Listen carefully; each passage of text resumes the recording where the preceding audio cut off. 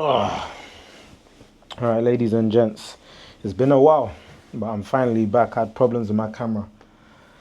Today, we're going to be talking about it's kind of a story. It's an unfortunate one, but there's a great lesson to be learnt, right? And it's how I lost over, I can't remember the exact amount, it was definitely over £6,000 to builders, right? With the first ever house that I bought.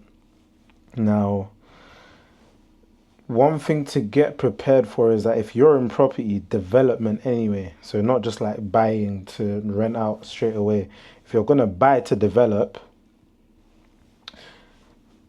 you're going to lose. I don't even like the terminology of the word lose, but you're going to incur extra costs, let's just say that, right, than you originally accounted for. For me, I just didn't know it would happen that early or that soon.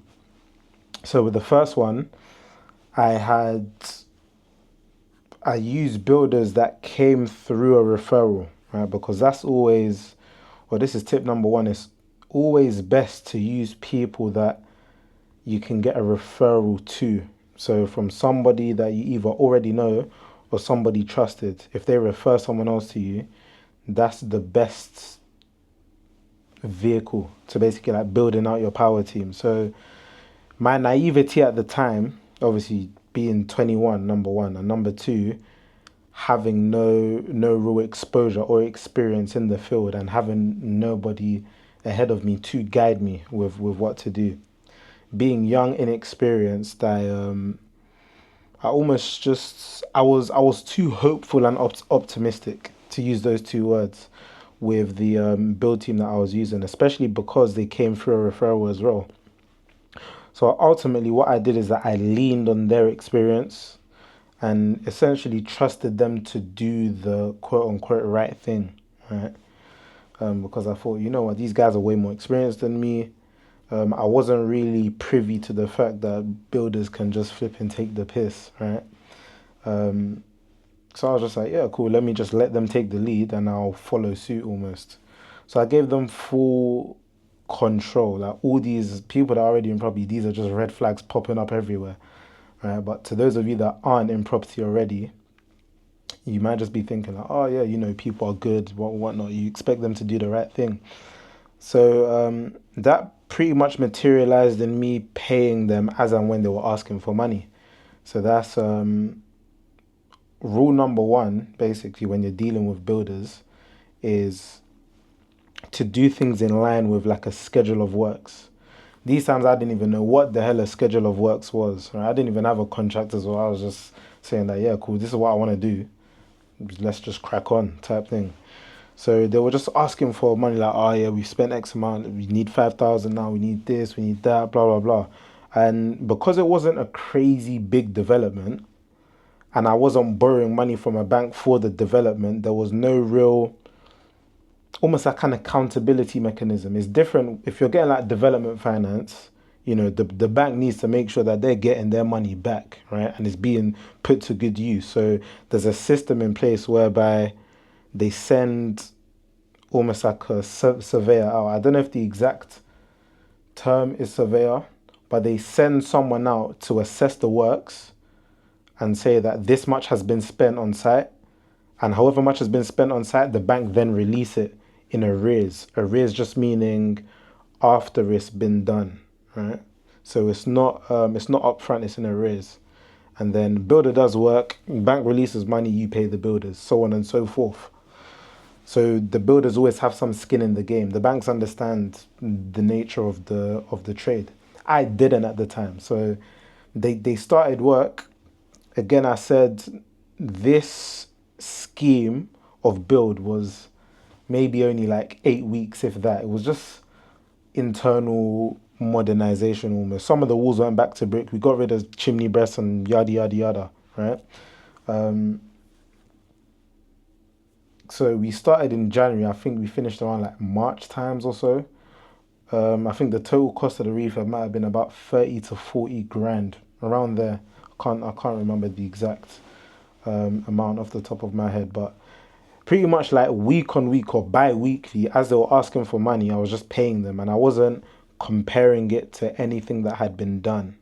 Now, when it came towards the end and I basically paid them everything, there were still things that needed to be resurrected that weren't done properly the first time.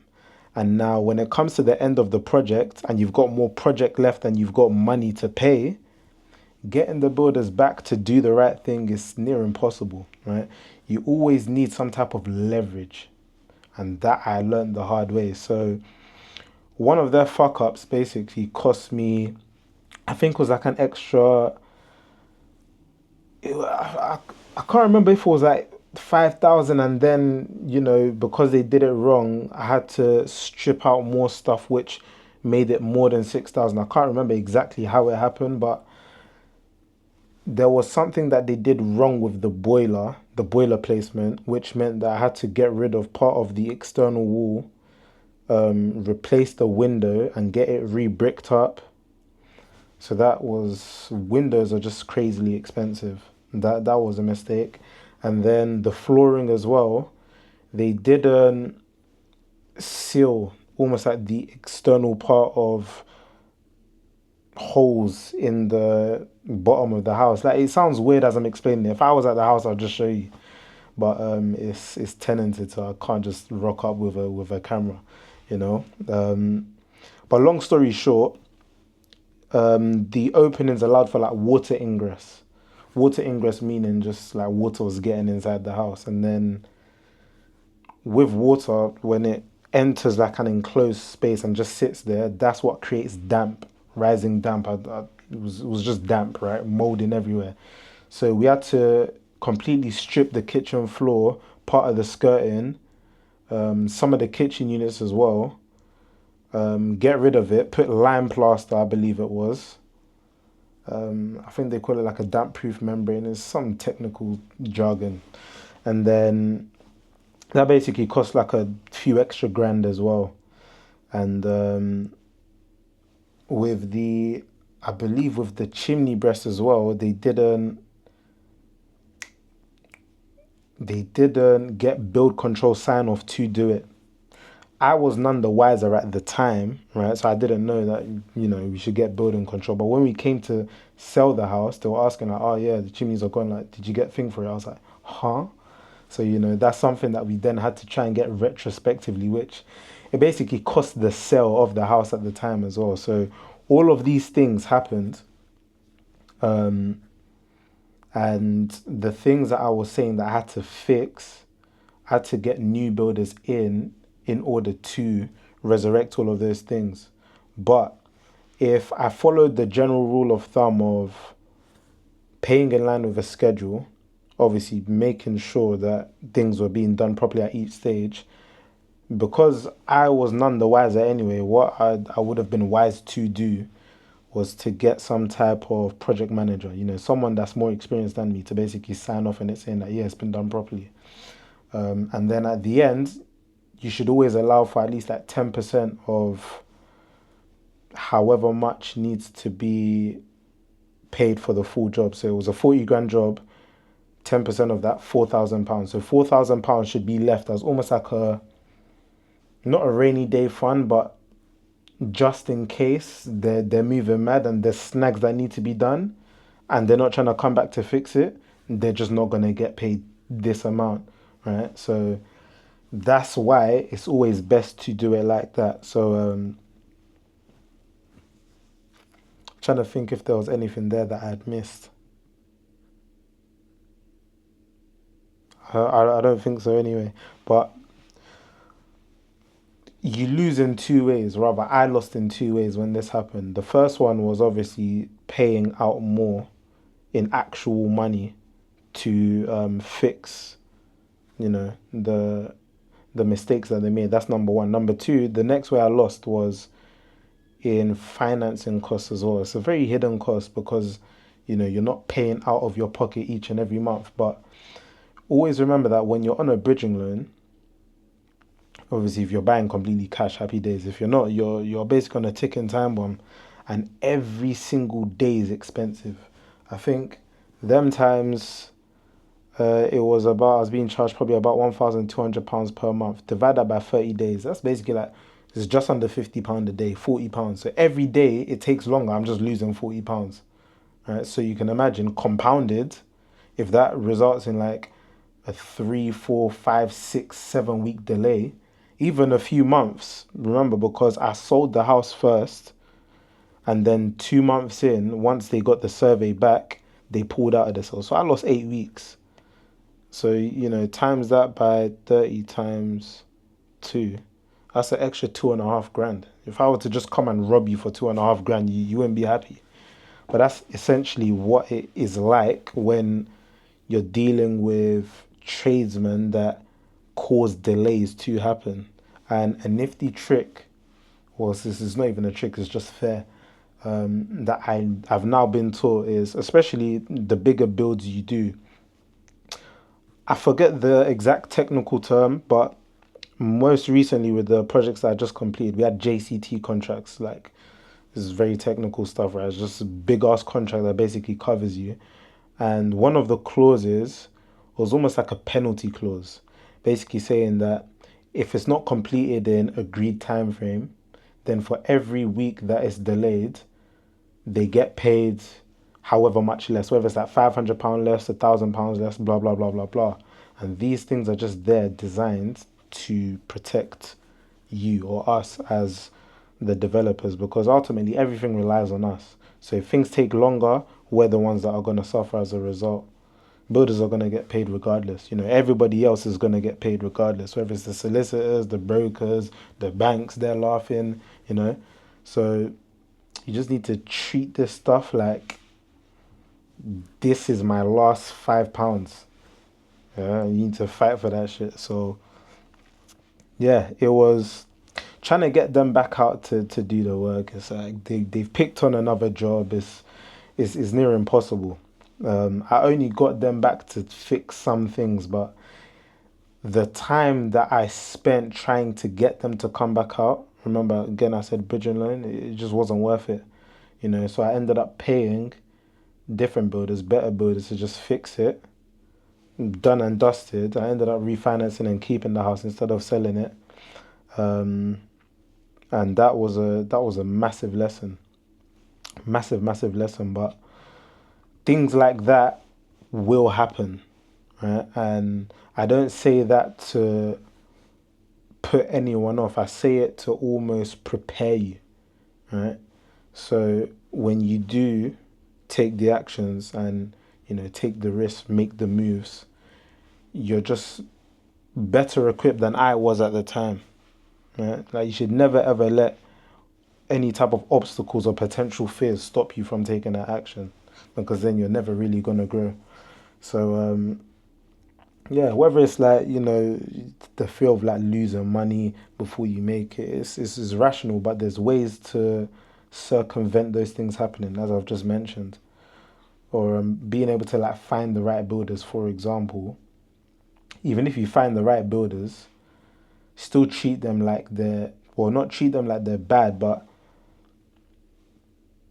treat everybody the same with a suspicious eye, so that your back is always covered. Obviously be good to good people and stuff, but make sure that you're covered in the sense of schedule of works, paying in line with that working schedule. Don't compromise for anything, you know. Don't let people swindle you either. And then, what was I saying? Schedule of works, paying in line with that schedule of works, keeping at least 10% for the end, right? And then having a contract. So, some type of contract that basically outlines what's being done, the agreed price, and the agreed time frame. Time is money. Time is seriously money, especially in this instance. Um, so yeah, don't make that same mistake I did of, because I got this builder through a referral, I don't have to do these things. You still have to do these things. Just because someone's like a world champion flipping boxer, it doesn't mean that they stop training or they stop doing their runs and stuff. They still do it. So you still have to do these things, even if you've got them for a referral. You still do these things as good practice. Build the right habits, and that I learned the hard way. So um, learn from my mistakes. But when done properly, all of this stuff is beautiful because it almost just happens like clockwork. You know, you buy, you develop, you refinance, you're in and you're out, and that's obviously what we're leveraging to build just a massive portfolio. Because that's ultimately what gains us the freedom, right? It's the passive income element, even though nothing is truly ever passive. Um, but yeah, lastly, I would just say as well, to trust your gut when it comes to builders. It's like hiring or like friends and stuff like that. Like when we were kids and like your mum just knew like which friends were good and which ones were bad. We almost have that innate ability as well to tell like who can be trusted and who can't. You know, so use that instinct, especially in this case. Definitely utilize that instinct, and yeah, just keep making stuff happen. Yeah, this was a quick one, to be honest. Like I didn't really have anything crazy to elaborate on with this explanation, but if you did find it insightful in some way, drop a like, drop a comment as well if you need me to talk about anything from my experience or just anything that comes to mind. And yeah, let me know if any of you have experienced something similar. I know, to be honest, anyone in property has experienced this type of thing before. Just something to do with builders. It's inevitable. But yeah, another upload coming on Sunday. It's in like what, Friday? Yeah, in like 3 4 days. I'm back on it now, so send in your thoughts, questions, comments, topics, anything, and see you lot on the other side.